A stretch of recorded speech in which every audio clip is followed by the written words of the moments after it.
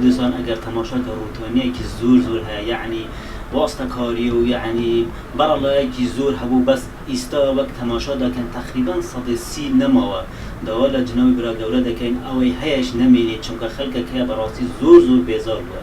ئێمە ئومێدێکمە گەورەمان بە کابینەی نوێی حکوومەتی هەرێمی کوردستان هەیە.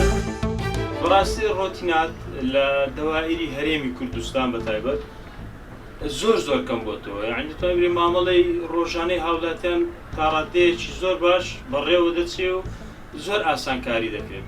بەڵام ئەوەی کە بەواستە و واستەکاری و چوونە پێش و ئەو شتانی کە دەکرێت مەسەلەی سڕە بڕیە و واستەکاری ئەو شتانە شەر دەمێنێت زۆر احتیادیشە و خەڵکانێکی زۆر کەیفیان بۆ دێت لە دەوایرەکان ئیشیان سریعتر بڕاوە، بەڵام ئاتا حدێکیش مدیری دەوایرەکان و دایرەکان زۆر هەوڵیان داوە ئیشەکان بە ڕێڕەوی خۆیدا بڕاتن.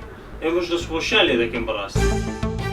کە دەچینە دایرەکان ئێمە هەمیشە مەقسەد دەڕۆنی لە سەرە دەوەستین، زۆر کەس مەقسەد دەبینین دێ لە پێشەمە لە سەرەی دەدە و ئیشەکەی بەریمە دەمەشێنی و دەڕواتن.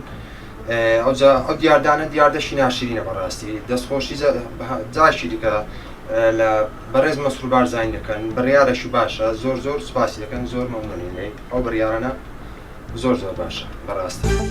ڕۆتینات طبعاً لە هەر جێیدا کەسانێک هەوڵی بۆ دەدەن زیاترێکە پیشی مامەڵەکان بۆ نەڕوات زیاتر پانە دەبنەوە ڕۆتینات و واستە و چۆن بڵێن پارە دانیشتووە زیاتر ئەو لایەنەیە دەبێتەوە یان کەسانێک کە شایستە نەبن بیانوێ ئەو کارە بکەن و زیاتر پەنا بۆ ڕۆتین دەبن وەکوەوەی کە بەستەڕە بە هەوڵی و تێکۆشان خۆیان بکەن.